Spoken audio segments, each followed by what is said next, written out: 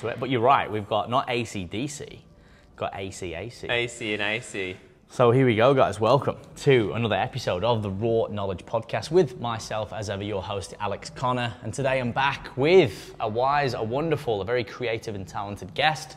By yes, his initials are AC, but Mr. Alex Curson, aka maybe Spazz. We could get that in there. I'm sure that will be explained. But mate, thanks for joining me. I appreciate it. Thanks for having me there, Alex. Hey, it's good to finally meet you again because we met, what, 7-8 years ago, I think it was, at a cafe in Surfers Paradise. I was going to say, it's always we've good to kept in touch this whole time, and we've, circled back around, and here we are to have a chat. So I'm excited to be here. Awesome, dude. And a lot has changed. I'm glad you brought that up because I think it's always important to mention like where you met someone or where you crossed paths, or if there has been a bit of a journey, like what's gone on, and that's kind of what we're going to unpack today, right? So yeah. I guess to set the scene for people, Alex, tell us what you do, but more importantly, why you do it. Give us a bit of a synopsis and then we can go from there. Yeah, okay. So I'm primarily a videographer. I've been creating videos for a number of different projects and brands for the last sort of 12 years or so. It started very young, at the age of 12, making videos using video games, and that's how I learned my craft.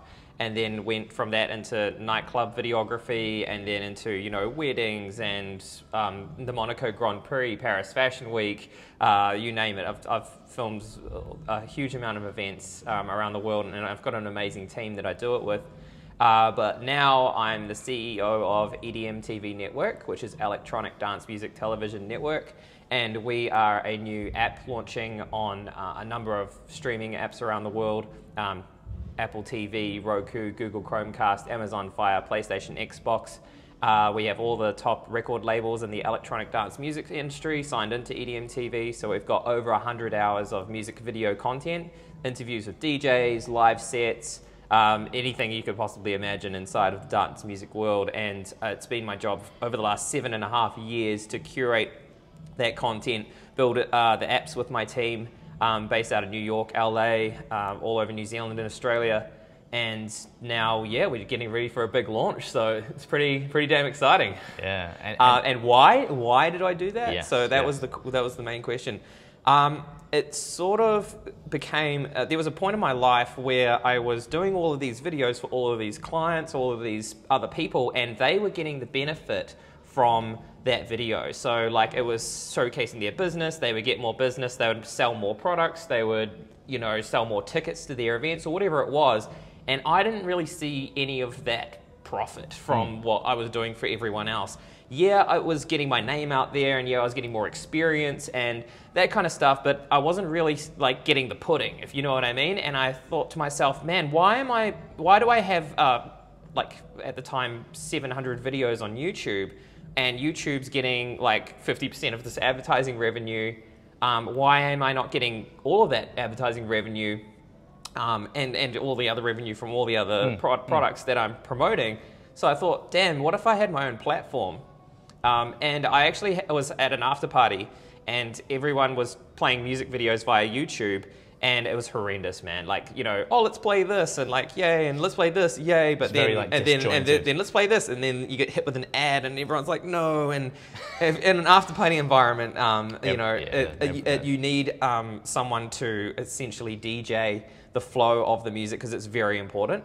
And we tried everything, man. Like, and there was just nothing to watch. And I thought, why the hell isn't there just a place where you can hit one button and it just plays awesome music videos, and that's it?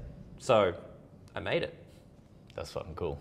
And usually that's where some of the best ideas come from, is you solve a problem that exists not only for yourself, but obviously for a large population as well. I want to go back because it's exciting and it's interesting how we reconnected now for the podcast as things are kind of coming to a head, if you will, with the app, and that's very exciting. I want to delve into that a bit more. But I want to go back to the start. Yeah. Were there any protagonists when you were younger in terms of events, people that inspired you to kind of go down this journey of, first of all, I guess, videography, but then also getting creative in the music scene? Or was it something that you very much fell into? And then obviously we can talk about some of the... Yeah, well, now that you mentioned that, you want to go right back to the very start. So let's go to the very start. So I was like a professional video gamer, and I was very shy. I didn't have much social skills whatsoever. Like no success with women. Like I was just a nerdy guy playing video games, working in IT. And then I was literally playing World of Warcraft one night with my friend, and I was really sad. And he's like, "Why are you sad tonight, man?" And I said, "Dude, I just have no social skills. My life sucks, you know?" Yeah. And he said, "Oh man, you got to read this book." Ah, yes. Ah, yes. This is going to be good. Is it called The Game? That was the second one he sent me. The Yeah. first one was actually The Mystery Method. Ah, yes. The Mystery Method. So he sent me The Mystery Method and he sent me The Game. And I read them one after the other. And you know what the book tells you? Move out of home, go out 4 nights a week, approach like 30 groups of people. Project Hollywood. Say Project say this in this order. And you know, I did exactly that. I moved out of home. I went out 4 nights a week. I was basically, build the avatar. Who was the avatar? And that's where Spazz sort of came from, but we'll get to that. So I was going out and I was trying all of these openers, and I was honestly, for the first 2-3 months, having zero success. Like, as you do. Hey, did you guys see the fight outside? No. Hey, did you guys see the fight outside? Fuck off. Hey, did you see the fight outside? Back turn. Hey, did you see the fight outside? It's cringe going back and thinking about it. That's what it was though, man. And whereabouts specifically? This is in Wellington. Okay, good. This is in Wellington. Not a bad playground though. No, because Wellington has the most nightclubs, bars, cafes, restaurants per capita in the world. Yeah, so there's like the culture 200 of them in a also 2-kilometer radius.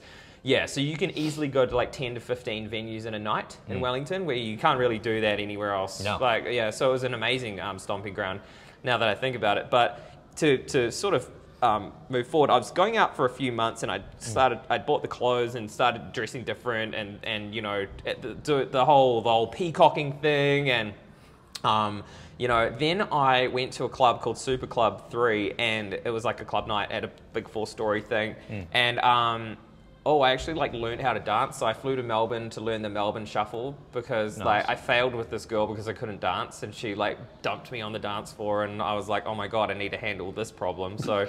So one of my friends that I actually played World of Warcraft with, hey Snazzy, actually ran a Melbourne Shuffle class in Melbourne, and I went and stayed with him, and he taught me how to do it. And then I won the Melbourne Shuffle competition at Sensation White in Melbourne in 2009. Did not know that. Yeah, so I turned from 0 to I was going hero. to say, basically, when you turn your attention to it, it's like, watch out, you're going to do it well. Yeah. So I learned how to dance, came back, and then I'm at the Super Club 3, and I meet my business partner, who I've now worked with for 13 years, but it's this guy with a camera, and I started dancing around and, you know, acting like an idiot or whatever. And then I got his card, and I messaged him the next day, and I said, hey guys, when's the video coming out for Super Club 3? And he said, oh, well, we're a little bit understaffed at the moment, but we should, you know, have the video up by Thursday. And I said, well, I'm a video editor, check out my website. I sent him my gaming videos, and he said, these are fantastic, come in for a coffee. So I came in for the coffee, showed them my shit, and he said, this is cool, but can you film? And I said, nope, but I can try. So he gave me this camera, and it's like a tape camera, but it was like the best Sony camera that you could get at the time, I think. Yeah. And sent me to the dingiest, darkest nightclub, and everyone was like chewing their faces off, and I had to make it look awesome, but because I did the gaming videos, I had an idea of what to do. And I made this club video, and it just, they loved it. So they got me to do it again and again and again, and you know, all of a sudden I had a reason to go out, like to all these clubs, because I became a photographer and a nightlife videographer, and then I had a reason to talk to everyone instead of, hey, do you guys see the fight outside? It was, hey, do you guys want a photo? Oh, sure, yes. Yeah. So every single set or group of people just blew open because I had a purpose. Other than meeting them. Other than or trying to chat them up. Yeah. So yeah, that was kind of like the beginning of everything. That's how it started. That is interesting. And then I guess fast forward from there, you came to Australia, you were doing, I imagine, jobs at the time. Because I remember when we met, actually, you guys, or at least two of you guys, were trying to be in disguise, I think. at the coffee club or like had a wig on. One of you guys had a wig on. And I was like, what do you guys do? And you were all secretive. And I think the other guys were real defensive for some reason. And you were like pretty open. You're like, oh, no, don't be a dick, man. Like, it's all good. And I was just, because I'm a curious soul, right? And after my fucking time doing gaming, I'm just like, I'm going to fucking open these guys. I just want to know what they're doing. I'm nosy, right? Yeah. And then you were like, oh, we're actually fucking doing this. And I'm like, fuck, that's sick, man. And like, don't tell him too much. And I was just like, oh, it's all right. I'm going to go tell him. It was covert operation, but at the time we had a so the nightclub thing was it was called Snapstar, and we had like 80 photographers and videographers around the world that shot all these amazing events, and we dominated the Gold Coast. We went to LA. And dominated Hollywood. You know, we took over, became official videography and photography at, you know, Playhouse, Supper Club, all the top clubs in Hollywood. I was going out 7 nights a week. This is before I met you. Then after that sort of chapter, we realized that all of the photos and videos and stuff in the nightclubs, all the stuff that got the traffic was hot girls. Like everyone wanted to see the hot girls in all of our content. So we were like, why don't we just focus on that? So that's where the Babe Method was formed. So Babe Method was essentially a website. It had all the hottest lingerie and swimwear models from around the world that we shot in exotic locations. And D, our photographer, who actually passed away a few years ago in a motorcycle accident, God bless his soul, but he was wearing a bit of a wig because he was a bit older and he's lost his hair, and it was kind of like his way of like himself transforming into an avatar. Yeah, you know, because I wasn't sure whether he was trying to just like it was that or whether it was like undercover. Because I'm like, are these guys trying to hide? Yeah, but I mean, he was a massive photographer in the sports scene in New Zealand. So him going from sports and professional environment to like lingerie and swimming models, he kind of had to like switch it up to you know, sort of get into a different frequency. And I understand why he did it now. But yeah, D was just one of the craziest guys I've ever met, and God bless his soul. But you know, that's why he had the wig. Yeah, interesting story, man. So I guess something as well that I'd like to know, apart from the obvious, because this is a big question, right? In such an era where media is everywhere, you know, we are bombarded with it, and, you know, it's like, how do you grab the attention? How do you get it, right? Well, it's got to be a certain angle or an edit or the way it's put together, right? You tell a story with it or whatever you want to say. Yeah, yeah. What does it take to create and curate those videos, especially at the time, that dominate the industry? Apart from the obvious, you need good skills in the video editing. But what were the main things you were doing differently that allowed you to dominate the field? Like, were you using different techniques? Were you coming at it from a different angle? Were you editing it differently? Well, yeah, like, that's the thing. At the time, and I mean, we really dominated and took over. Like, at the time, models were either getting paid by photographers to do shoots, or some of the richer girls were paying photographers to do shoots, and they're paying for like covers on magazines and that kind of stuff. And we just we actually raised, we had a bigger vision for the whole industry. Like, you know, if we had kept doing Babe Method, we would be OnlyFans right now. You know, we would be them. And Playboy actually offered to buy us twice, and we declined both times. So we got to that point where we were literally turning heads at the highest of levels. But we got some investment capital, and we just started shooting all the models for free, paying for all the hair and makeup, amazing accommodation, and all these dope locations. And photographers were like harassing me, like, how are you getting these awesome locations? So we had the locations, we had it snowballed really hard. Like overnight, we were shooting all the biggest models in the Gold Coast, Melbourne and Sydney. And you know, how are you getting these locations? How are you getting these models? Who's paying for this? Blah blah blah. You know, and it was all because we had that larger vision. You know, build the brand first, and then bring in the events, the experiences, the products, and everything once you got this following, right? And this is back when the Facebook algorithm was much more favorable. You know, Facebook early days, we'd post a video and it would go crazy, and then people would follow the page, and overnight we had 250,000 followers on Facebook. So, you know, what were we doing differently? Well, I mean, just a quick one, guys, before we carry on with the podcast. For any of you who are interested in taking your health and physique to the next level, and you want to remove the guesswork, you're not quite getting the progress that you want, you're not seeing what you want to see in the mirror, and you're not feeling like you're really moving in the right direction, then click the link in the bio below, the apply button, where you can contact me. We can organize a free consultation, no obligation, and discover whether it's a good fit as coach and client. All right, back to it. You know, what were we doing differently? Well, I mean, there wasn't a lot of video going on because there wasn't really like that much of a platform for it. Instagram didn't exist yet, so Facebook, it was all on Facebook, and we had our own website. So we put like a little teaser on Facebook, and then we get all the traffic through to the website. And because we'd managed websites on a greater level with Snapstar, like we were able to, you know, curate it all into a single point, have it very presentable, and it was professional. And you know, all of a sudden we're getting 20 messages a day from models wanting to shoot with us. Hey, how do I get on Babe Method? How do I get on Babe Method? So it just snowballed from there. Yeah, you created such a demand. Yeah. And like you said, especially in a time where, and it's important to note, it wasn't like it is now. You know, Instagram wasn't there. You know, people weren't as TikTok, all these things, Snapchat, it didn't exist. So I think people who were almost not just first to market, but were doing it in, like you said, a really presentable, streamlined way, were really tapping into that. And again, the market is just, I mean, sex sells, right? In any way, shape or form. Pretty much. Look at any commercial anywhere, you know. I mean, look at OnlyFans now. Look at OnlyFans now, exactly. I mean, my friend's been on here. He's the top earner, and you know, amazing, unbelievable revenue, like ridiculous. Yeah, I know and a girl making like over 100K a month. Started as a videographer, funnily enough. So right, there you go. You guys will actually get on. I'll have to introduce you.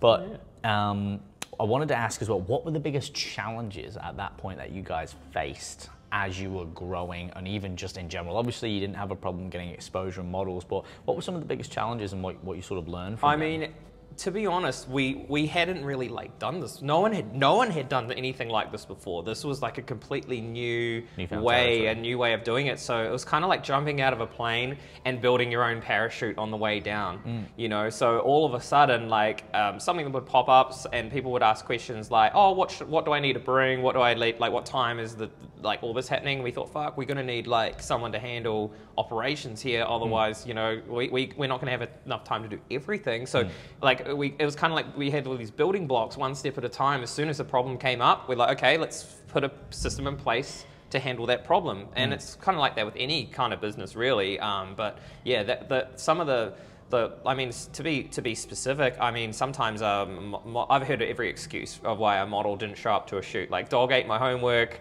tire blew up. You know, oh, I forgot I had to pick up my sister from the airport today. Like, you know, it's crazy. So, but so it's like there's all these little problems, but I mean, nothing really like major. But one thing I will say is that like once you've got something going good, everyone wants a piece of it. Wants a piece in it and wants to get in on it. So it became a case of like how to separate, I guess, the lions from the wolves, if you know what I mean. Yeah. So yeah, that was kind of the most difficult thing, I think. Yeah, people who were not just riding for the coattails, but actually either wanted to contribute or be a part of it genuinely. Yeah, and some people that came along were amazing, you know, like I met some of the most amazing friends, lifelong friends, you know, through that process. And I think I wouldn't really change a thing, to be honest. Which is, in a way, part of the organic journey. I mean, because would it be the same, you know? We always look back in hindsight and go, oh, if I knew what I knew back then, but maybe you wouldn't be where you are now if you'd made that decision. Oh, and I realized that early on.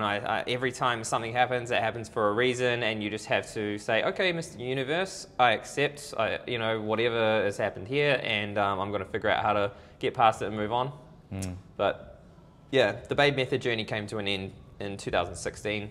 There was just too many like chiefs and not enough Indians. Too many cooks in the kitchen, so to speak. Yeah. And so I kind of went off on my own for a little while and started Catnip. Yes. So let's talk about that then, if that's the next chapter, if you will. Yeah, that was the next chapter of the story. So I kind of figured, you know, I'm filming all these models, and they're like, "What do you want me to do?" And I said, "Oh, pretend you're like a cat, because like there's something sexy about the feline energy, right? Like there's something sexy about it." And I did this for like 2 years before I even thought of this. Like it's just something I did on shoots, and they'd like pull the curtains, then like stuff, and it would just create like good content. You know, it was a good metaphor for them to get into poses. Yes, it was, and like in, you know, cats pounce, and you know they purr and whatever, right? Basically I I had an epiphany one day where I thought, oh my God, I want to continue this train that I had going with Babe Method, but I want to do it in a different way. I wanted to have a different business model, and I just had a different vision for it. Because I was my own, chief amongst the chiefs in that tribe, but now I'm on my own. I can do things my own way. So I was like, okay, how am I going to do this? And I was literally at a party with my friends, and my friend's name is Kat. Her name's Kat, and I told her about my idea, and she said, "Why don't you call it catnip?" And like my brain just exploded. I saw it all in my head: the parties, the events, the girls, the ears. The products, the perfume, and I just got out my phone and just started writing notes, and I just furiously writing notes, pages and pages of like I found every cat pun that you could imagine, and just put this list of like this dream list together. And what's your best cat pun? Oh man, I mean, on top of you always say something's perfect. You know, these are the hashtags, man. You know, it's Thursday. It's Cataday, guys. Hashtag Cataday. But yeah. It's a catastrophe. That's all I'm thinking about. Oh man, it goes on. Like you could go forever. But I kind of put that to the side for a year, and it's something. And I was like, I want to do this thing, but I don't know how I want to do it yet. But I kept manifesting on it and started like mucking around with logo design and that kind of stuff. But then I kind of got sucked back into the Babe Method world, but in a different way. And I started working with Maxim and Playboy. So I went back to the United States, put catnip to the idea of catnip to the side, and I was doing all the videography and photography for like Maxim USA. Was that something you applied for? Or did someone outreach to you? No, that's a contact. Some of the contacts that I met via Babe Method were like, hey, and even one of the founders of Babe Method was like, hey, this is what we're doing now. Like, let's get the band back together. So, and we did it on a bigger scale, and that's where we filmed, the Super Bowl, the Maxim Hot 100, all the Playboy Halloween parties, the Maxim Halloween parties, and they were some of the most fantastic events ever. Karma International just did everything so professionally, and it had all of our guys on radio comms, so we could plan shots for events and that kind of stuff. So yeah, that was like the next chapter was that whole part in USA doing Maximum Playboy. Just to interject as well, that must have been like going back to you building your social skills over this time now. Obviously there's been a lot of growth. That must have massively desensitized you to very hot women, because I know for me, like I lived in New Zealand for a period as well, right, for 10 years, a third of my life now, and I lived on a hill in the middle of nowhere in North Island, and again, it's population, but you don't see that many girls that are that stunning. And then that's to do with, there's many factors in New Zealand that have to do with that. One of them majorly being the weather. Like there's not really a good beach, or like beaches aren't an amazing, like they're not super hot, and or fine sand, nothing like you'd see on the Gold Coast here. So girls are like, well, if there's no beach, I don't need to worry so much about like tanning and then like other beauty and like working out, training. And so like you look at Australians, you look at New Zealanders, and it was like chalk and cheese, night and day. But New Zealand has sort of adopted a lot more of the things that American and Australian girls are doing, like more of them are getting their boobs done, their lips done, and looking after themselves more and learning makeup tutorials. And New Zealand has like really picked up their game in the last few years, but like 10 years ago, 15 years ago, that simply wasn't the case. And there's nothing against the girls from New Zealand, but it was just the way that society was back then. But now social media has brought it into the light, like that people feel like they have to look and act a certain way in order to fit into society. Yeah, which comes with its own problems when people go too far, as we've seen. But going back to your question about being desensitized by the whole thing, yeah, that's true. I mean, early days, 2012, 2012, 2013, it was very exciting to me, because I went from a guy with no social skills to all of a sudden hanging out with Paris Hilton and literally the hottest models and celebrities. And I was like, wow, if you can go from it's just like I had a superpower that I never had before, and over time, you do get used to it, and you're like, okay, cool, and models would say, oh wow, you're so like chilled and you're so awesome to shoot with and you're so much fun, because you have to be fun, you have to have higher energy than whoever you're shooting or hanging out with always, I think. So I guess over time, by the time it was like 2014, I was completely like okay with it. And sometimes, I mean, occasionally you'd have some girl walk in and she'd do something and it would just blow you away and go, oh my God, this is like the best footage I've ever taken in my life. But at the same time, yeah, I didn't like have this, the same like fear of hot women that I would have had when I was like 21 years old. You know, I was cool, like being able to sit here and have a conversation with them. Whereas like in 2009, 2010, I was like terrified. I couldn't even walk up to them and say hello. It's interesting, isn't it? That whole transition and how, and we talked about this before we turned on the podcast, like your experiences kind of create new levels or bars, if you will, or expectations to that. You know, it's like, oh, okay, now that's my level, that's the level I'm on. And it's not always about working higher, because sometimes that can get you into trouble because you put happiness on the horizon, as I always say. But it's just, I think for a lot of guys as well who want to get better for women, it's like try to surround yourself or put yourself in an environment like you did, whether it was, you know, by chance or not, where you have a purpose to be in that environment and realize that they are human beings. We are all human beings, but the look that's predicated on it can change the interaction and how you feel about it. But it's like ultimately they're human beings at the end of the day, have conversations. And I get a lot of questions from people outside of the modeling industry, people like who live the 9-to-5 jobs and they do what they do, right? And I don't want to put people in different baskets, but they always ask, oh, are they bitches or are they nice? And 95% of the models that I've worked with are amazing human beings, some of the nicest people I've ever met. And it's a stereotype of if you're beautiful, you must be a bitch. But it's not true. I think some women are bitches on different days because of different things going on in their lives or whatever, and or you don't meet their you know, criteria for them to want to spend their time and energy talking to you or whatever, and that's where the bitchiness comes from. It's literally because you haven't proved your value. If you've proved your value, no one will ever be a bitch to you. You know, they will always give you the time of day if you have proven your value. Unless they're just having a bad day, which unless they're just there's a dichotomy there though as well, because I find people either go, oh yeah, they're a bitch or they're not going to be approachable. I'm like, well, there's two ways this can go. Either one, depending on the level of how hot they are subjectively, they get approached all the time. So like you said, they're just trying to filter out. They're like, oh, here we go again. So if you come in being all fucking shy and she can see it a mile away, and women are sensory machines, as you know, they're much better at calibrating than us men. Oh yeah, wait. You know, you're better to just be genuine and have a conversation with them and treat them as a human. You know, rather than trying to pussyfoot or say something stupid. Or the opposite is true, where I find she's that fucking hot, subjectively, no one's fucking approach her, and she's the loveliest person. She's like, why does no one ever fucking talk to me? I'm like, because they're intimidated by you. And then that's the worst, because I feel almost bad for them, because they're like, they think there's something fucking wrong with them. But I'm like, no, no one's given them all sorts of insecurities. Or they're like, oh, you just talk to me normal. I'm like, why wouldn't I? You know, because she's like, well, people act like this around me. I'm like, yeah. I'm like, unfortunately, the way you look deters people. And I mean, that's when like negging came from. That's where the idea of negging came from. And negging is like something that is done very early days to try and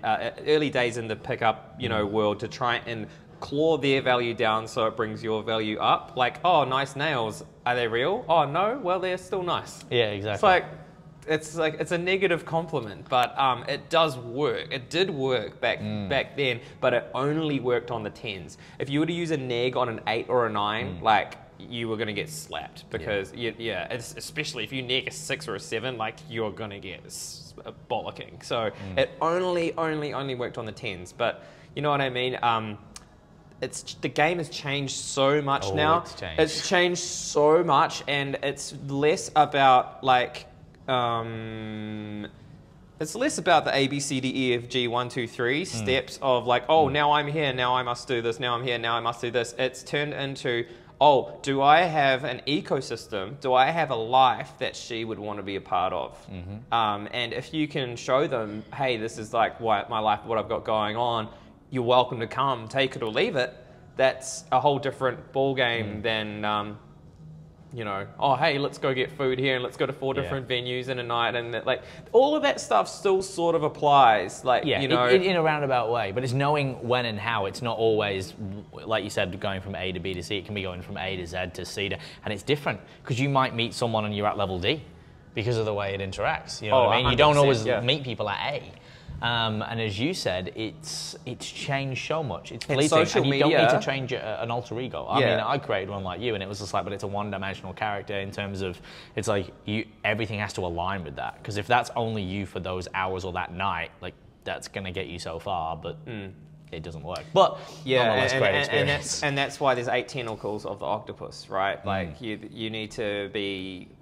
Everyone is different around different people, right? Like I'm different with my best friend than I am with like some of the girls I know, than I am with my parents. Everyone's different around different people, and you calibrate. But you do sort of find yourself after. It takes a long time. Like I didn't really find myself until I was like 25. You know, I had no idea. But then when I found myself, I felt then I could be around anyone and be the same. And some people didn't accept it as well as others, but that was just me. And all my friends would say, "Oh no, that's just Alex. Like you'll get used to it. That's just how he is." And you know, but I was the brightest spoon in the dishwasher. You know. Yeah. Exactly. And that's the thing. Like some people are just not compatible, but that's a good thing. I don't know if you've ever read much of Mark Manson's work. Is that he does subtle art, not giving a fuck. Yeah. But he does one called Models, and that was on like Mark Mannion. No, Mark Manson. Manson is Manson. Not Marilyn Manson. I know. No. I was going to say Mark Mannion. I think wrote subtle. No, Mark Manson. So not giving a fuck. He's got. I have read that one. There's a newer one of. Yeah, I've read. That's what I'm trying to. Everything sucks or everything. I don't know. Oh, everything is fucked. Everything's fucked. That's everything's fucked. I haven't read that yet. Great reads, by the way, and great clickbait. Oh, thank you. Yeah, the subtle art, not giving a fuck, was something that got me through a time in my life for sure. Yeah. Sounds like we might be on the same page there, but we'll chat about that. Definitely in the same book. Yeah, the same book. But I listened to his one or audiobook called Models after that, and this was after a lot of the pickup. You know, read the game. You know, this natural arts. Oh, fucking all that. You name it. Oh, I did every DVD. Right. Annihilation Method. Flawless Natural. Real Social Dynamics. Right. Like everything. Everything. Yeah. Tyler did. Once you get hooked, it's like it's catnip, bro. It's catnip. Yeah, you can never know enough. It's like. And sometimes you can go back and watch something and get refreshes, and you're like, oh my god, I can't believe I forgot about this habit, and it's been causing me problems. So exactly, it's very true. And then again, you can get lost in all of the, you're consuming but you're not applying. Yeah. It's like I would argue that someone who just sits and consumes concept wouldn't be as good as someone who didn't consume any content and just actually was hanging around with women consistently all the time. And practicing, I think that would be much, That's to true. a degree. But if you can find the balance, then obviously it's good. Because you got to because you can just you read, be like, you keep reading, you're not applying. It's like, read some, apply it, read some, anyway. Yeah, I think you're right there. But, I was going to go back to, Models. And I always say to a lot of people, it's the most succinctly written piece on attraction that is well-rounded and to the point that I have read, and like you, reading a lot, listening a lot, now speaking, having a lot of these people on my podcast, I've figured out, I'm like, you know what, he's really fucking done a great job of just kind of taking the 20% to give you the juice. And it's very applicable, it's very relatable as well. Yeah. And it turned out to be like one of his platinum bestsellers, but it was ultimately just kind of taking those concepts from what we've learned, which are a bit more, say, far-fetched or very nuanced or very specific. Yeah. And he just kind of packed it all in, blended it up and went, there's the fucking Kool-Aid sort of thing. Yeah. in one respect. But let's talk about, you mentioned the 8 tentacles, we talked about that. Give some context to the listeners and viewers around that and how that's kind of facilitating your bigger ecosystem and your dream, your goal. So that's it, right? It's the ecosystem in which you thrive. And what I realized on my journey was that I wanted to be a specific character, but if I just became that character, that's the box that I would be inside, and it would be very difficult to get out of that box. So I kind of realized, oh my god, I've actually got to create all these other pillars around me to support what I want to do, and that's kind of going to have to come last. You know what I mean? So now, okay, let's work on this, and that's kind of like the video production company. Like in order to have all of these other things, I need to be able to produce all my own media. So getting the best photographers and videographers and editors on board and pulling it under an umbrella and creating that media company, that was like one of the pillars, right? And none of my own personal DJing or any of my projects that I'm working on in the Spazz project, kind of, it's very separate, right? But then, you know, I've got EDM TV, which is the channel, which is where all the content sits. And then there's EDM TV Trips, which is a travel show on that network. And that's an ecosystem in itself, you know, where we have experiences and we film content for brands and that kind of stuff, right? And that's where all the models come and enjoy the time. You can check out EDM TV Trips on Instagram. And have a look at all the beautiful like shots we've done with all the awesome products and models over the last year or so. Obviously, a lot harder to do because of COVID. You know, but we found a way around it. You know, we saw COVID as an opportunity for us to spend some extra time on setting the foundations of what we needed, and now as things are easing up, we can activate on that. We would have never got all of that done if we were just zipping around the world. You know, so kind of a blessing and a curse for us. But yeah, so I've got all these different projects and all these different things, and Catnip's one of them too, and I've got a few new ones that are coming very soon, which I can't talk about yet. But they all support my main dream, which is Spazz. Spazz is my avatar, right? VJ Spazz, DJ Spazz, whatever you want to call it. But that's where I want to be, you know, creating my own music, my own visual experience, and I've got an amazing company based out of Las Vegas called Immersive Experiential, and they're sending me a giant dome that fits 5,000 people, and it takes 24 projectors to illuminate the interior surface of the dome. Jesus. And I'm working with these. How are they sending this? In 3 shipping containers. Wow. It's portable and inflatable. It's like the ultimate toy. It takes 6 days to blow up the dome and 3 days to deflate it. The fuck. So it's a big venue. That is blowing my mind. And we're going to project my visuals all around it and tell a story of the creation of the universe. That will be. And we've got the symphony orchestra on board, so we're going to have like an 80-piece orchestra inside this dome with the most amazing visuals ever, packed out with models. Where are you gonna launch the first dome? Well, I've already opened a few conversations with quite a few different people around the world who have found the land for me already. I mean, I'm talking like Brisbane, Melbourne, Sydney, New Zealand, Hawaii. So yeah, I've got these locations almost locked in place. So I know where and how this is going to happen, but I can't just like focus on that right now. That's all the hard work is done there, if you know what I mean. But I need to complete my mission first before I go down that rabbit hole. But yeah, because it will be a rabbit hole. The Spazz Dome is going to be like my life's like completion. When that thing exists, like I'll feel like, okay, I'm done now. Like, I can sign out. I'm done. If I go, I'll be a happy man. Yeah, exactly. That's cool. But man. that is the vision. That is one hell of a vision, my friend, and that will be quite the spectacle. I don't think I've ever seen anything like that in the the visual world or the music world. I mean, it's a great idea. I mean, yeah. The closest thing I ever seen, actually, because I'm just, as you're talking, I'm thinking, and I'm going through my memory bank. George Michael, of all artists, who unfortunately has passed away, he did one of his last concerts. He had the stage, and say like, imagine almost like it's like a strip, and it went all the way up, and it went. And then it's sort of like, it's like a waterfall, right? But the whole stage was a TV. Yeah. But you didn't know that. And then through the show, it would change. But obviously, you can imagine a TV that fucking big. And the visuals that were created with him on it were just unbelievable. But obviously, you're doing that in a dome in a 3D space. So you can just create any image, especially with now the technology. Yeah. Any imagery. I mean, that would just be like obscene to even just visually see. Never actually. Some of the artists we have on our team are like the best 3D artists in the world, the absolute best of the best at what they do. Like you're on a different planet. Oh no, we're taking people to another dimension. This thing is going to be like nothing anyone has ever experienced in their entire life. We create the platform. We don't we don't do any of that. We're creating an environment, and people can do what they want to do, but I don't condone any type of drugs or illicit behavior inside my venue. No, exactly. Well, the thing is, like, I always argue you don't. If you can tap into the mind's eye, you don't need it. Well, that's right. Because we've had the natural minerals inside us, but it's unlocking. Dimethyltryptamine. Yeah, and it's unlocking all of that. That's right. And it's like when you train, hit of dopamine. You know what Yeah. I mean? There's Yeah. like ghrelin, leptin. It's like, well, how can you elicit that response in the body? You know, well, it's like, well, you have to provide a stimulus. The They stimulus can actually be achieved with Kundalini yoga.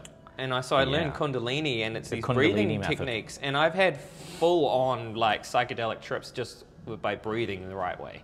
So it's Kundalini is definitely something that you should look into if you want to level up.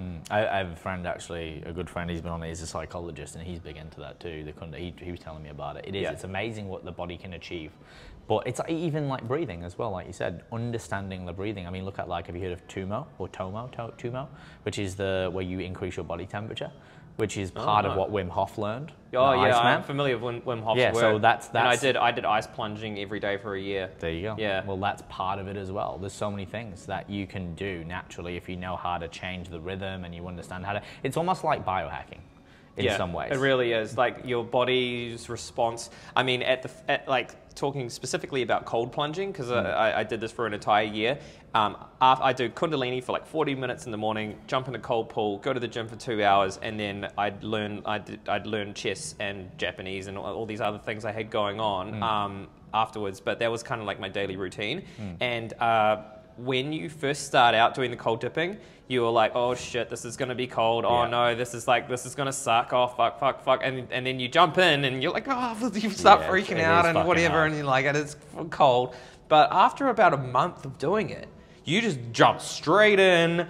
You know what to expect. Yep, no problem. Yep, this is uncomfortable. And don't get me wrong, it doesn't ever get get comfortable. But you know what to expect. And then I realized, like, oh my god, what? Now that I can just jump into a cold shower or jump into a cold water at any time, it translated to all other areas of my life where I like that initial fear of an approach or the fear of picking up the phone and talking to someone, all of that went away because I'd already done the most difficult thing that I possibly could do with my body that day. I couldn't agree more. I started the cold showers years ago and I still do it to this day. Yeah. Even no matter where I am, hotel, whatever, I'm just like cold shower. It's just how I start my day. It's like my anchor. I don't know what it is, but and like you said, it's like everything after that is easy. Everything after that is easy, yeah. You know, it's like you said, it's and I think there is like this, I mean, based on like the physiology as well, there's definitely, you build resilience, you know, you build up sort of, again, it's a mental resilience and then the physical resilience too, which then, like you said, translates to everything. It's biohacking, yeah. Very 100%. much so, very much so. Spazz, so that came from, I want to talk more about that, you know, you created the alter ego. Why Spazz? Where did that name come from? What does it represent to you? So I was doing the whole videography thing in Wellington, and one of the top DJs, DJ Shan, what up Shan, said, he used to call me Kid. He's not British, is he? It was like Alex the Kid. No, he's not. He's not. Okay, but it was like Alex the Kid. Because I came from a video gaming background, he said, Kid, can you do like visuals? Can you VJ? And I was like, no, what's VJing? So I looked it up. And I was like, okay, I need this and this. So I borrowed all of the equipment, downloaded the software, and downloaded some clips and stuff like that. And I put a set together in my friend's lounge, and it was fucking everywhere. Is it like Visual Jam? Or something? Visual jockey. Visual jockey. Yeah, that's what a VJ is. Like a DJ is a disc jockey, a VJ is a visual jockey. So, I basically put this kit together. Oh, this is a funny story. Okay, so I put this kit together in my friend's lounge, and I was like, when I hit this button, a spiral is going to come up on the screen. So I hit the button, the spiral came up. I'm like, hell yeah, this is awesome. Hit this button, it's going to be zigzags. And it was zigzags, and I was like, yeah, this is cool. Okay, I've got it going. So I said, yeah, Shan, I can VJ now, I think. And he goes, cool, man. We've got this gig at the Wellington not town hall, but like the Duxton Hotel. Yeah. And there's going to be like 600 kids, like a fifth form ball. So I borrowed a hard drive with all these visuals off my friend, and I borrowed a mixer off another friend and everything, and I had everything ready to go, and I went to the school ball and set up to VJ on a big 300-inch screen in the ballroom at the Duxton. Cool. And I'm VJing away, and I'm like, yeah, this is cool. And I'm VJing away, yeah, this is cool. And then I like had run out of stuff to play, so I was like, oh, what's on the hard drive? So I'm like, and I didn't have like a preview monitor at the time, so I was just like, I'd play something. I'm like, that's cool. And then I put a clip onto the screen, and it was porn. And this chick was getting demolished, and she was breathing fire at the same time. And I looked up, and I was like, oh no! And then I went to drag the clip off, and the program crashed. So instead of her getting banged like this, she was getting banged like this, and then the whole crowd was like, oh, and I was like, shit. So I ripped the cable out, like screws and everything, just ripped it out, and then it was just this blue screen with no signal. No signal, and everyone was like, yeah, like clapping, and all the teachers like, roar. And so I like hid under the stage. I was just like, no. Didn't get paid for the job. Oh shit! So you didn't get the invite next year? No, but that was the beginning of my VJ career. But I still enjoyed the process, and who was the friend who gave you the hard drive? You'd be like, mate, I think you gave me the wrong hard drive. VJ mindfuck. Damn you, Cameron. He fucking knew. He was like, yeah, I used to play sit that. next to him at work. But yeah, so that was kind of like a funny story that kicked off my VJing career. But at the time, a lot of my visuals were inspired by video games, and so that's why I was like Alex the Kid. But then I realized I don't want to be like 25 or 30 years old and be known as Alex the Kid. That just wouldn't work. So I went to a wine festival with my friend, and he was a DJ named Dirty Needles. Dirty Needles. Dirty Needles. And we got lit, man. We were like lying in the grass, like just yarning. And I was like, man, why Dirty Needles? Where'd you get that from? And he said, oh, well, it's a play on words, right? Like Dirty Needle is just something that's just totally filthy. Like you'd never pick up a dirty needle off the ground, like, you know, or a used needle. It's just the most filthy thing you could think of. And the music that he played kind of reflected that. He was a dubstep DJ and everything was super grimy. It was just Dirty Needles. It was just great, right? Yeah. And it has a ring to it too, and like right? I think like vinyl was also played with a needle, so like so I thought maybe that had something to do with it. But yeah, I was just in the grass and I was wasted, and I thought to myself, oh, Spazmataz. Oh, like my friend was called Razzmatazz in the game that it played, but I thought Spazmatazz, that's kind of cool. And then I was like, wow, that is actually like all my stuff is quite spazzy. You know what I mean? And girls, I told a few people about it, and girls couldn't say it, Spazmatazz. It was just too long, so I just shortened it to Spazz. But Spazz in the dictionary means to lose emotional and physical control. So just like, what the fuck was that? You know, like that's the body just has a spaz. Yeah. So, and I thought, fuck, that's pretty much my artwork to a T, right? It's just this, whoa, what is going on here? And I thought that's kind of who I am. And you know, I've even got it tattooed on me now. You know? Let's see. There we go. Hey, I got the Spazz tattoo. Even in the actual font as the well. actual logo, yeah. So it's double Z. So yeah, awesome, to the point where I was like, okay, that's my identity now, you know, and that's kind of how. Because you got it on your number plates as well, don't you? Yeah, it's on the number plates. Yep.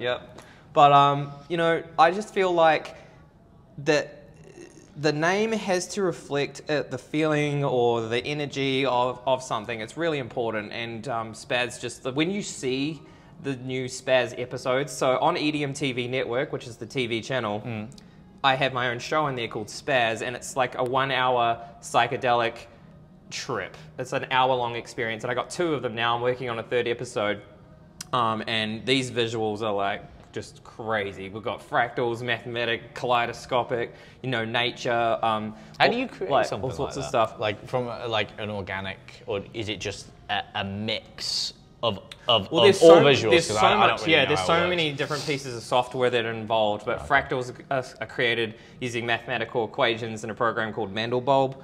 Another one we have in Touch Designer called the Frag tool, and then we have After Effects that puts on like glows and haze and saber and that kind of stuff, and then obviously everything's edited together in Adobe Premiere. Textures are made in Photoshop, 3D models are made in Cinema 4D, and one of my Spazzlings, Carl, it's Carl's from Spazzling. He creates his stuff in like Blender, and there's all these different pieces of software, and then there's all these other visual artists around the world that create their stuff too. And I actually got brought on by the owner of the VJ Union, the Video Jockey Union with 15,000 members, to create their yearly promo reel. So he sent me like terabytes of content from all these artists from around the world and said, mash it together and make this thing once a year. Fuck yeah. So I have like an unlimited database of 3D visuals. It's crazy. So, wow. and when you mix them together, it creates completely new Combinations. Kind of like notes on a guitar or a piano. You can just keep fucking doing different effects and different, and you keep getting a different literally end product. Got to the point where I was like, how many layers can I put up on top of each other before I crash my computer? And then like, oh well, it's 14. You know. Well, there you go. Yeah. So sometimes it just gets so messy and crazy and so spazzy that it's just like, what the hell is going on? Your brain's trying to figure out what's happening, and what it actually does when you watch Spazz on EDM TV is that it opens your mind up because you've been given all these new possibilities. It's like massaging your brain. And I mean, like... Is it like listening to certain music at a certain pace? It increases the brain frequency. That's right, yeah. But then the visual does another... Very much so. And we do take, those frequencies into account as well in some of the soundtracks. So it is kind of like that. And it is specifically done in a journey. My business partner constantly says, you got to give them the coffee beans. Like, the coffee beans is like something that's just so horrible and shit. Like, that just like, oh God, why the hell is this happening? And then you play something beautiful and peaceful straight after that, and it's 10 times more beautiful and peaceful because you gave them the coffee beans. The contrast. Well, that is the philosophy behind any great piece of music, which I learned from playing the piano. It's the whole it's called tension and release.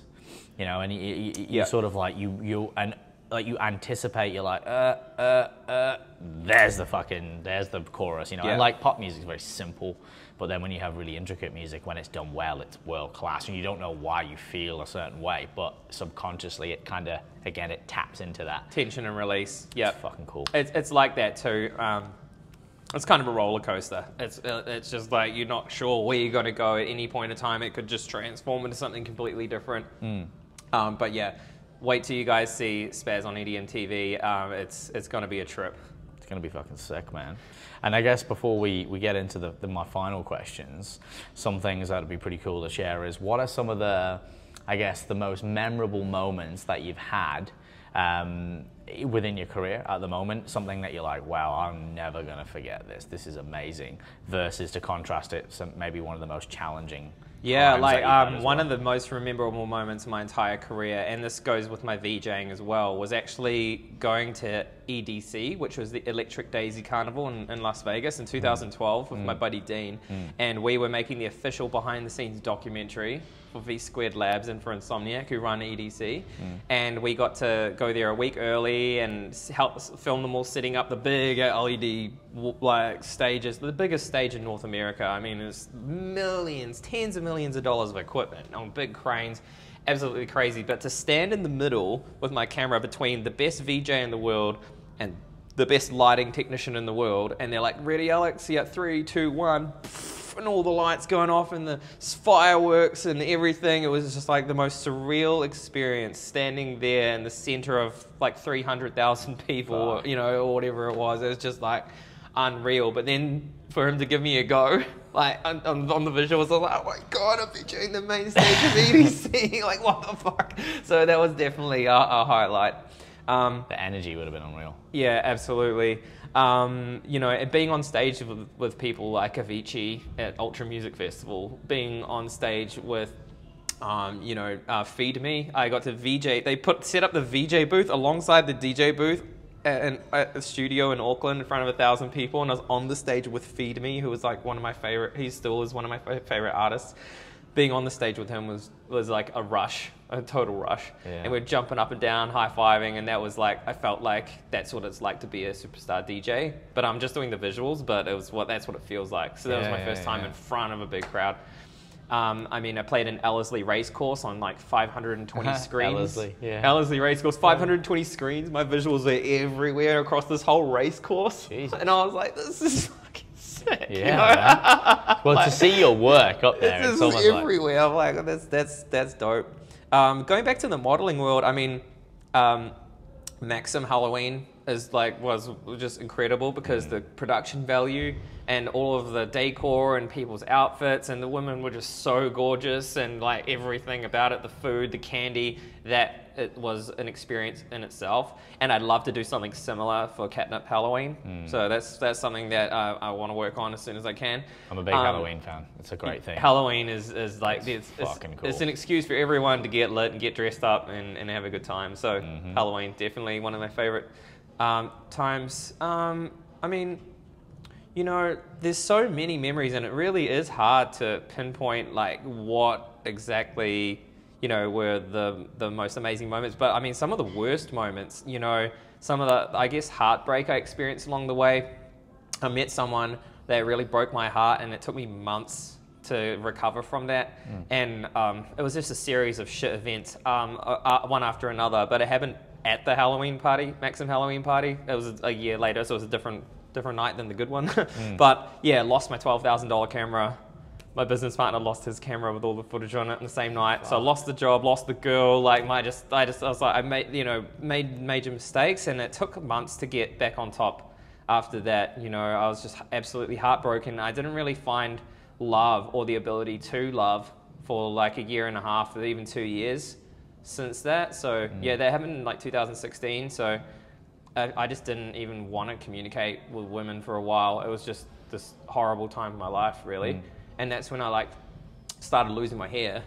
And I had the same haircut as you 1 year ago. I was shaving my head with a razor every single day. And I had a hair transplant. So that was a way for me to get like my life, I feel like my life back, my confidence back. And inner confidence has changed so much over the last year going through this transformational period. And that was, yeah, that's been like the craziest journey almost I could ever imagine. But now, just as of this week, I've been, you know, shooting again. I've been doing like, you know, like I've been going out, talking to people, meeting people. I had this period where I was just underground, working on my TV network, going to the gym, just working on myself, working on my mental health.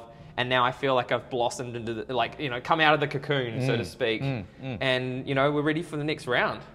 Yeah, that's awesome, dude. I mean, and those, you know, adversities in life are often some of the best teachings, although at the time they are not nice to live or even go back and relive, but they're I call them character building times in our life.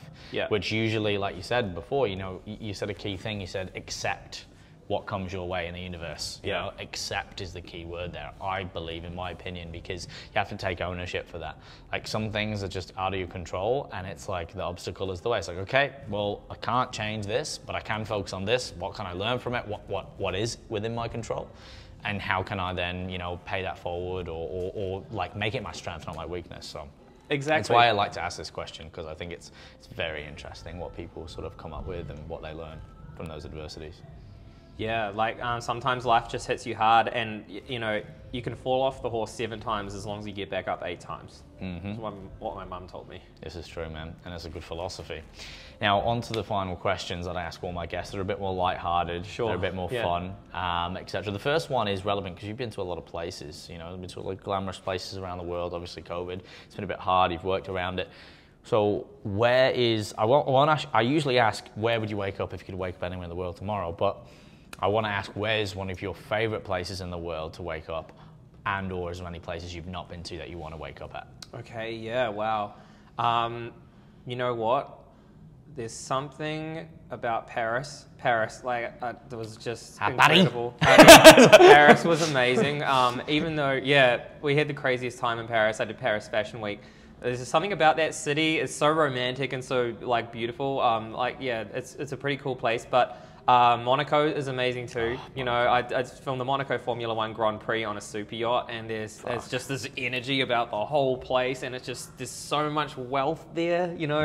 Monaco's great. That's my dream, because Formula 1 was my first dream, and Monaco was like, that must have been pinnacle. It was absolutely pinnacle.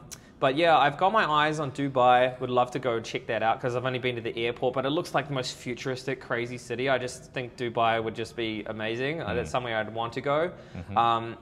But yeah, I mean, New Zealand though, home. I actually didn't realize how beautiful and amazing it was until I went away. And then you go back to New Zealand and go, wow, like why don't I come back here more often and bring my friends here? Yeah, so New Zealand really is one of the best places to wake up.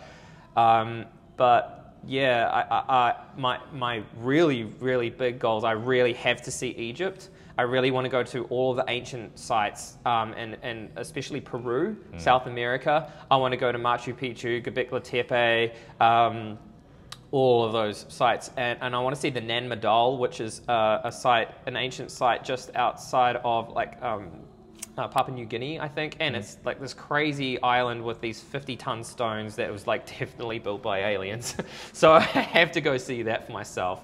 But yeah, I want to go see all the sites that you'll see on the, Like on the TV wonders show, of the world, Ancient sort of thing. Aliens. Yeah. Yeah, well, it's fucking very cool, actually. I love that show. It's, yeah, very fascinating indeed. And it elicits so much curiosity as well. It's got to be, it's like, what else? There's got to be something else out there, right? there is definitely, we were visited by aliens thousands and thousands of years ago, and they messed with the human genome, and they gave us technology, and Well, I strongly believe this all.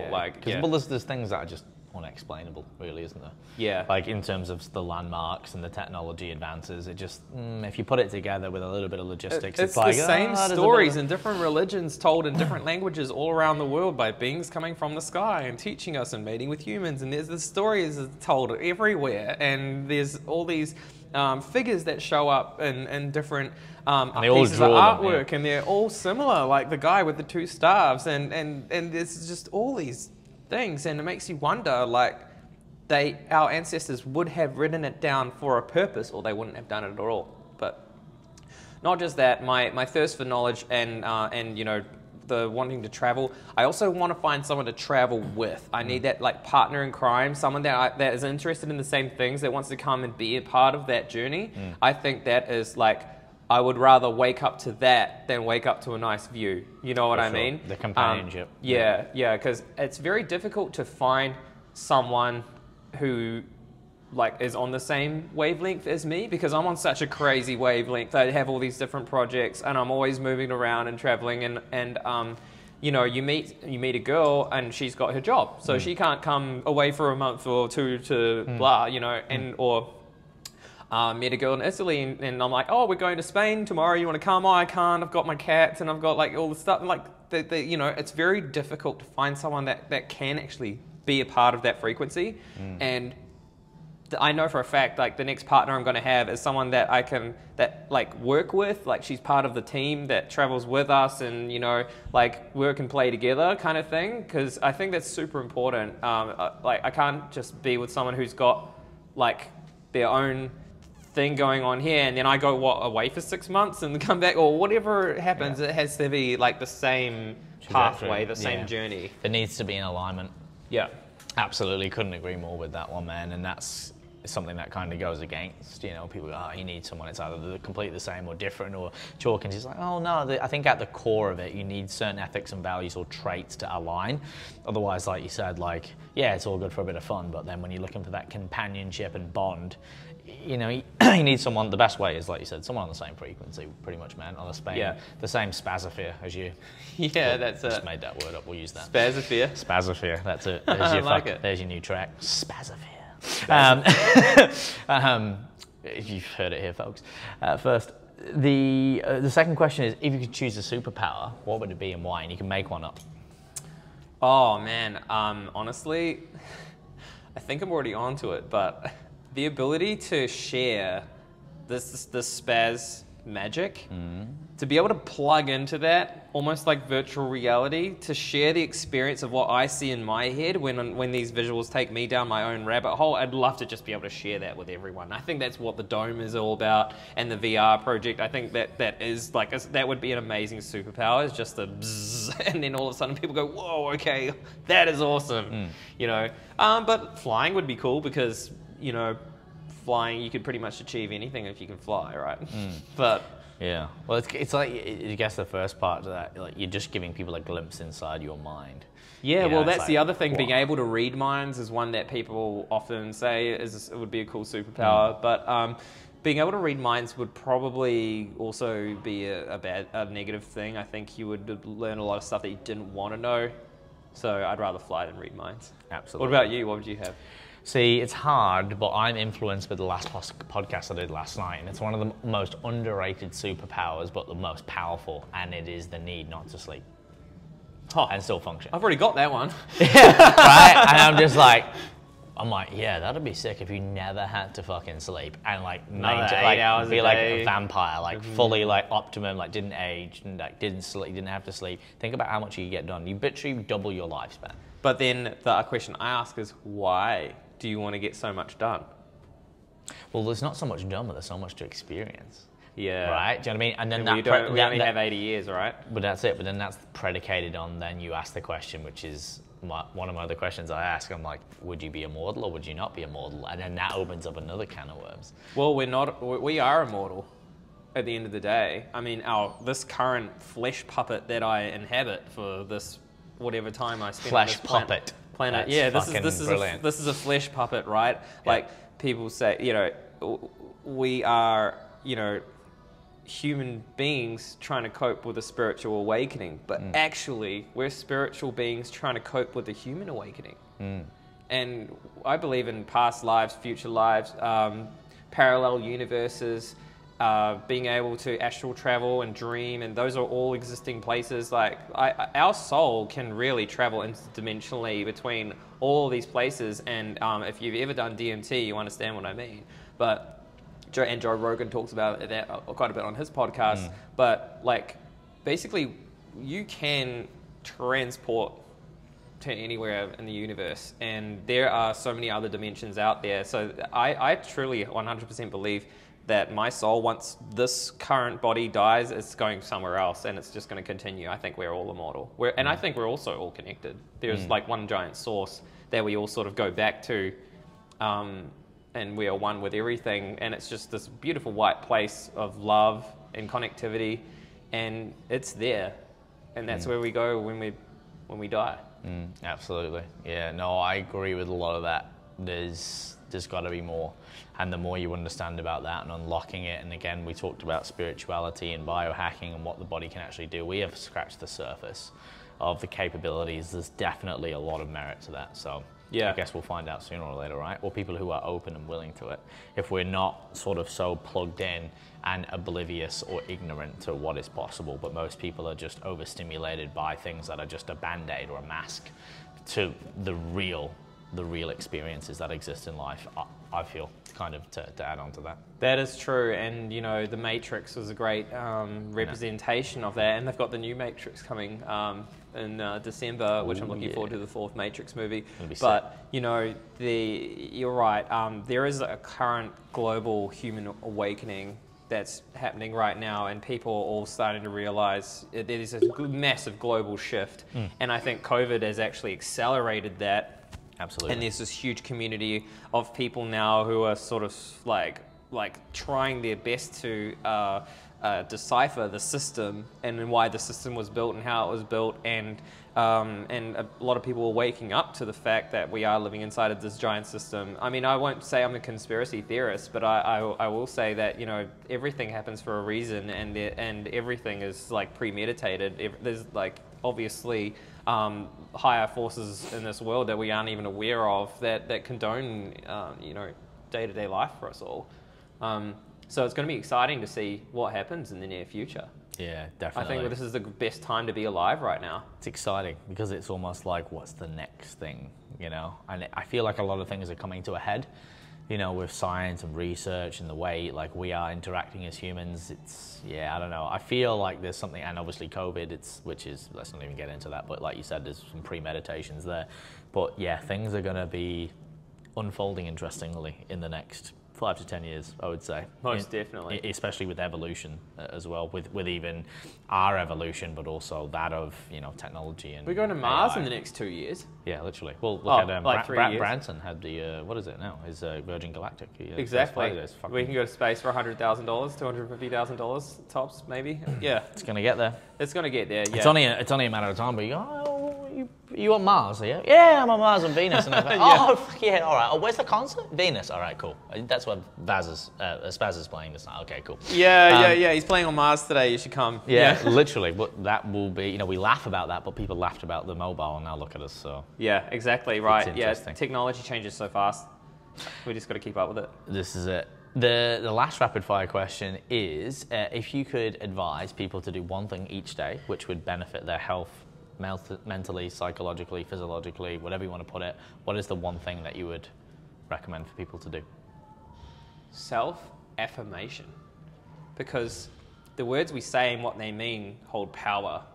And if you say something to yourself that is negative, that's going to translate through the frequencies in your body and everything on a harmonic level, on a spiritual level, on a self-love level, and you're going to start believing that and telling yourself that over and over again, and you get sucked down a vortex of, you know, the feedback loop from hell from Mark Manson's book. And if you wake up every day and you tell yourself, I am awesome, I am amazing, then your life is going to be much better. And I really want everyone to go on Spotify and look up the Galactic Mantra by Liquid Soul, the Liquid Soul remix of Galactic Mantra. And it is like, there's a 3-minute long speaking segment before the music starts, and that's all that really matters is that. And I listen to that every day for like several years, and every single time I listen to this thing, it makes me realize that I am a god. You know, and it gives you that spaz magic I like it. that you need in your life. Spaz magic. So yeah, Well, fucking self-affirmation. I'm going to link that in Yeah. to the description That is, and the show is something notes. else. That's awesome, dude. Thank you. I actually can't wait to listen to that, man. And my final question that I ask all my guests, which is a bit more serious in nature, which is, can you identify, and you've talked about a few of them here, but a fear in your life, what it is or what it was if you're still working through it, and what you've learned or what are you learning from this particular fear? Fear of rejection was a massive one for me, right? Growing up with like Asperger's syndrome and not really like being able to communicate properly with people or fit into a particular group, I guess, or being accepted by society, and then being given the superpower of being able to talk to people and have conversations and have the confidence to go up to the most beautiful woman in the world and interact with them and have all of these wonderful interactions that I've had. Once I got over that fear of rejection, it still remains. Like, you know, it's something that'll never go away, because like I just constantly crave acceptance from everyone. And it's really like, a lot of people have told me that as soon as I can figure out how to get rid of that, I will just transform and be a completely new person. And I try my fucking best, but it doesn't matter how hard I try, there's always this need, that crave for other people's like attention and acceptance. And it's a really, really hard one, because as soon as you stop seeking it, it will come to you, because it's like the cat string theory that we talked about earlier, right? If you dangle a string in front of a cat, it'll go nuts for the string, but if you drop the string, the cat's not interested and just walks away. I just throw the strings. Like, man, I'm just dropping the string everywhere. Like, you know what I mean? Literally. Left, right, and center. And I really just got to come over that fear of acceptance or unacceptance and work on that a little bit more. Yeah. No, 100%, man. And I think that's a great way to end what's been, mate, a really spastastic conversation. To be fair, no, it's had lots of ebbs and flows to it, man. It's been really interesting, really insightful. I've enjoyed it. It's been real, man. For people who want more, they want to follow along, you know, they want to get on to a lot of the content that you've mentioned. Please plug away. Obviously, we'll put these links in the show notes in the description, but where can people find you for people listening guys, and watching like now? at Alex Curson on Instagram, at Catnip on Instagram, CATNIP, at Catnipent, CATNIP. ENT, at EDM TV Trips, which is the travel show. VJ Spazz is going to have a new website, stuff like that when I'm ready, and that's where you'll be able to check out the merch and check out, you know, the episodes and download them all. But guys, the biggest one is EDM TV. So edmtv.net. When that launches, it's, you know, we're going to change the world. Yeah, I'm excited. It sounds very, very cool indeed, and it's probably going to revolutionize the platform. Like you said, it's something different, and it's going to solve a lot of problems. So it's going to be awesome. That's right. Man, it's been real. Thanks, I appreciate it. It's been great catching up. Yes, the 2 ACs in the house. And guys, for everyone listening, I appreciate it. Thank you very much. I'll ask a small favor, as some of you have already done. If it's safe to do so, leave a rating and a review. iTunes, Spotify, it helps the channel grow. You know, if you liked it, share it, pay it forward. Pay it with someone, pay it forward to someone who's going to have an interest in this. And of course, if you are on YouTube, I've got to say it, like, comment, subscribe, all that sort of stuff. Subscribe. Exactly, because I'll put that little pop-up button. It'll come up near one of the ACs right now. Exactly. And, of course, until the next episode, Stay fearless. Spazz out.